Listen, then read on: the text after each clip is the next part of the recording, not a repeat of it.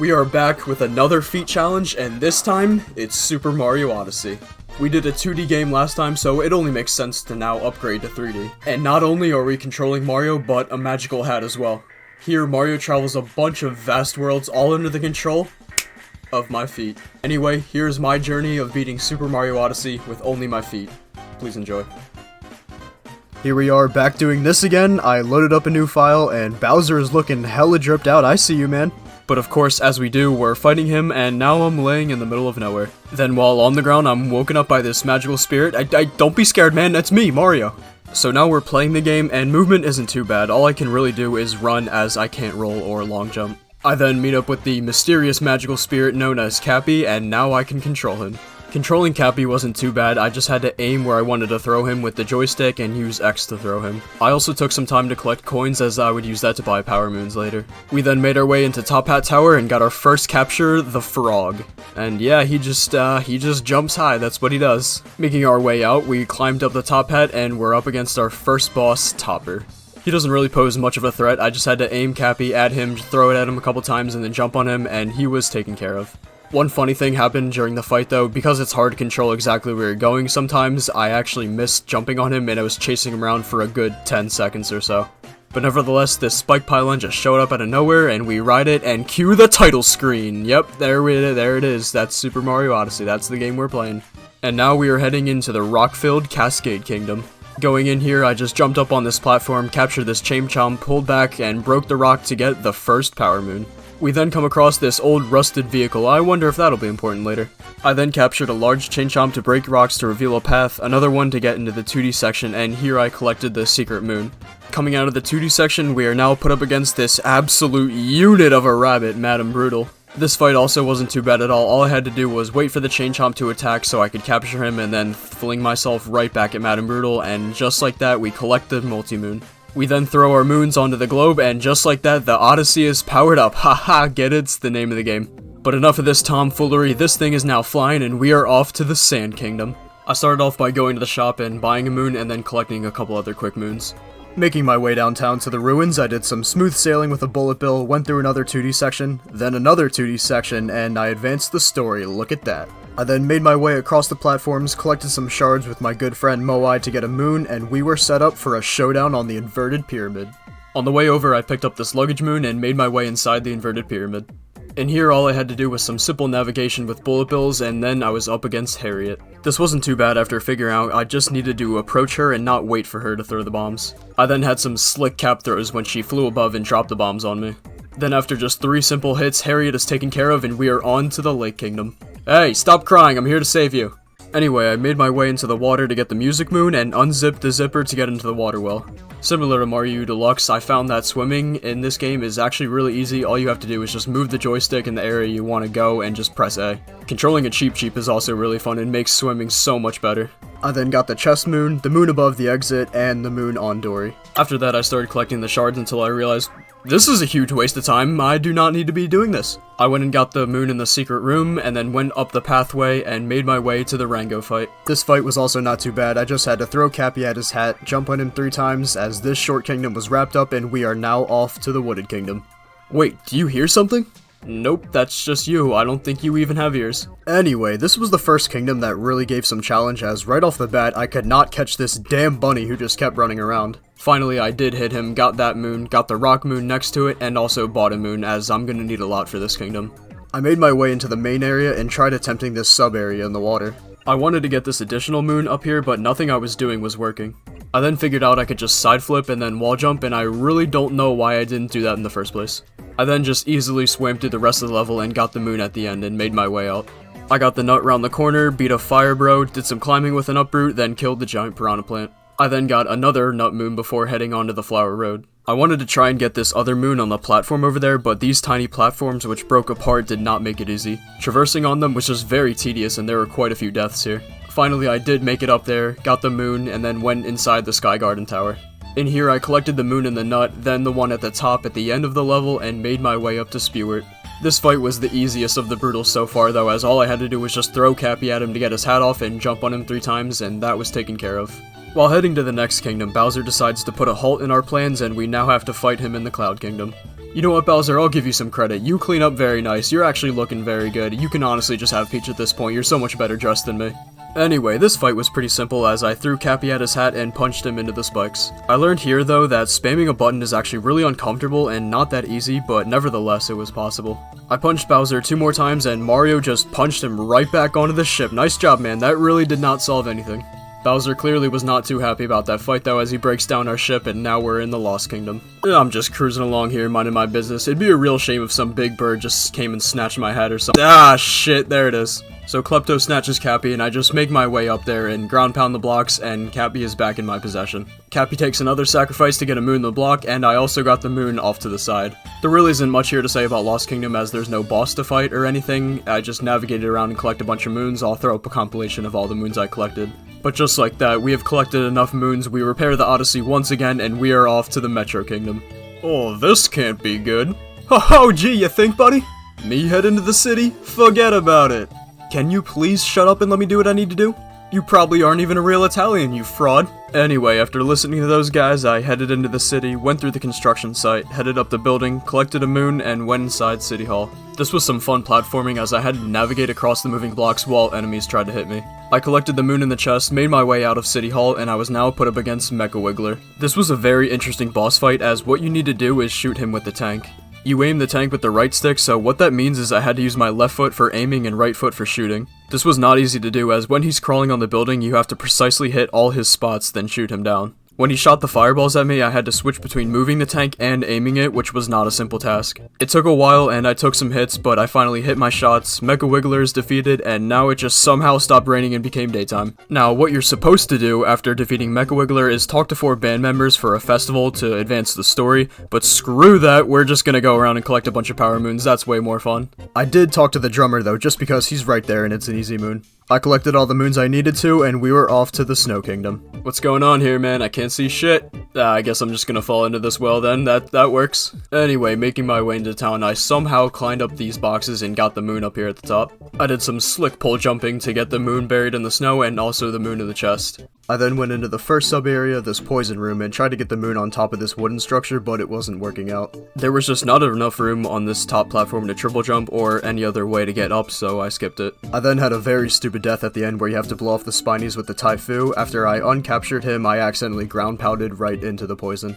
After doing it a second time though and not being stupid, I got the moon. The next sub-area was this snowy mountain to climb, and I first got the moon hidden off to the side.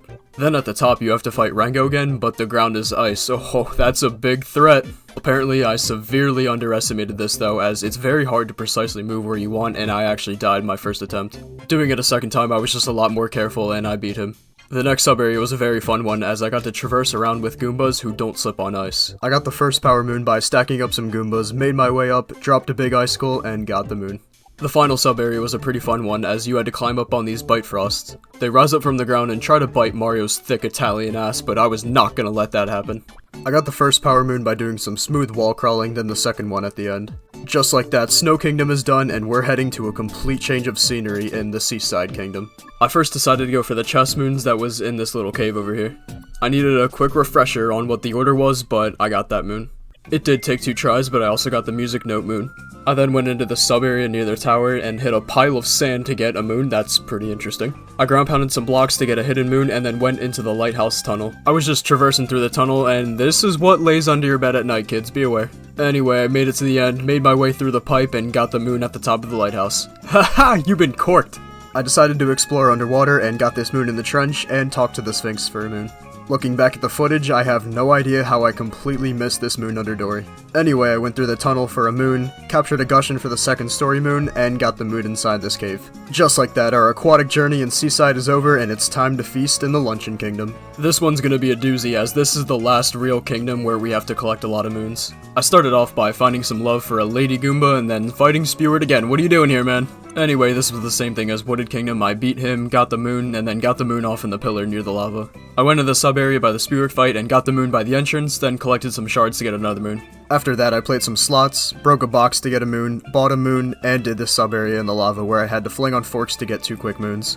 I then captured a hammer bro to throw some frying pans at cheese, flip a switch, grab a moon, and then magically make some ground rise from lava. I headed over to this island and got the music note moon, then went into the 2D area to grab another moon. Back at the mainland, I wanted to challenge myself by doing this sub area where you have to traverse across the lava as a lava bubble. The problem with this is the path is very narrow, and as we have learned with Mario U Deluxe, doing precise movements with your feet is not an easy task. The second time was actually going very well. I managed to get myself on top of this platform and get the additional moon. But this is where the real challenge begins, as I now have to make my way through this bullshit.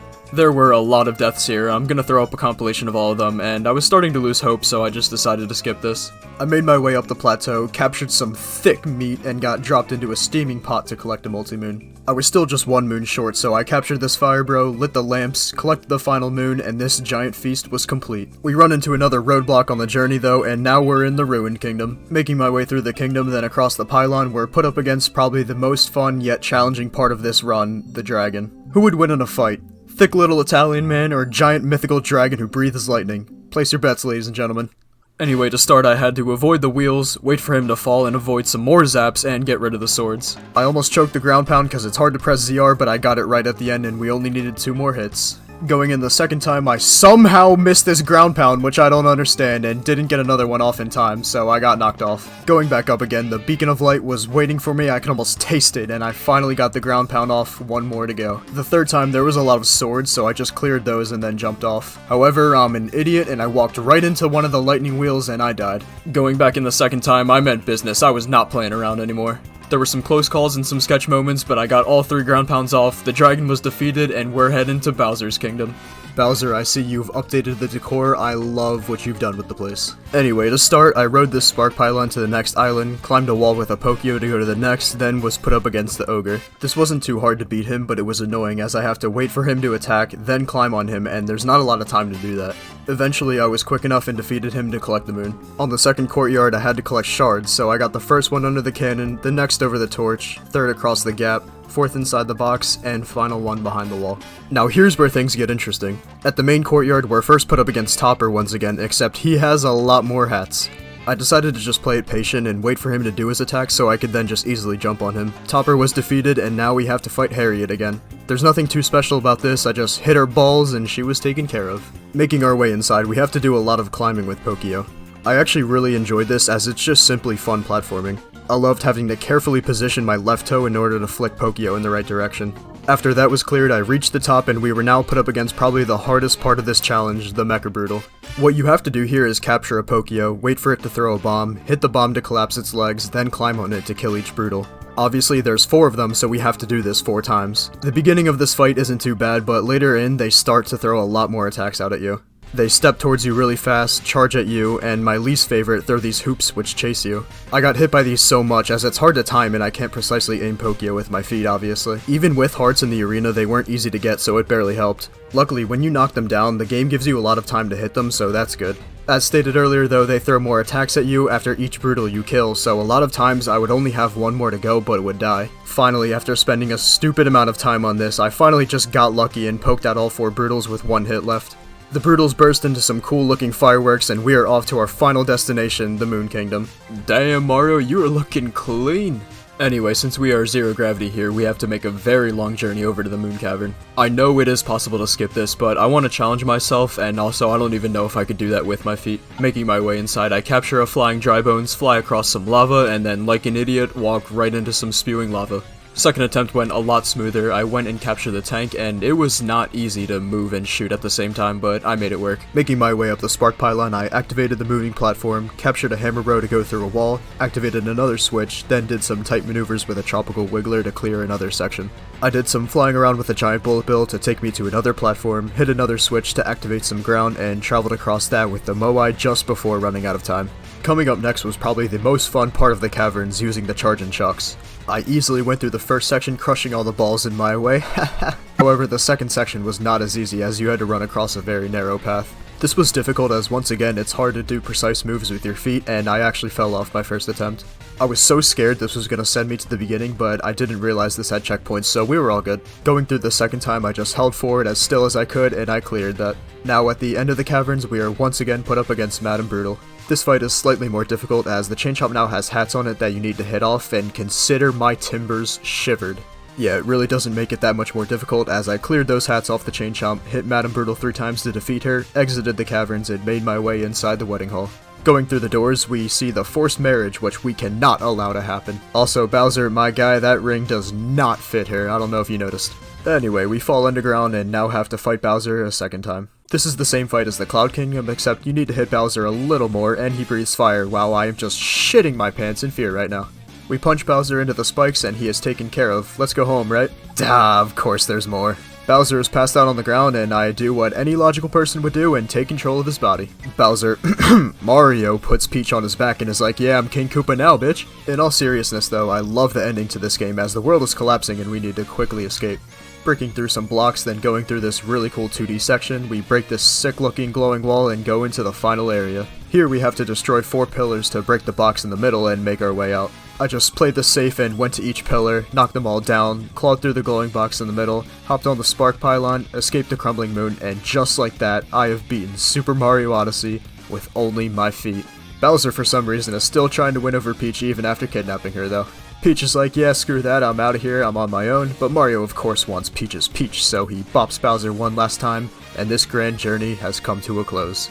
And with that, I have now beaten 2 games with only my feet. I am really messed up in the head. But of course, we cannot end this video without the final stats, so here they are.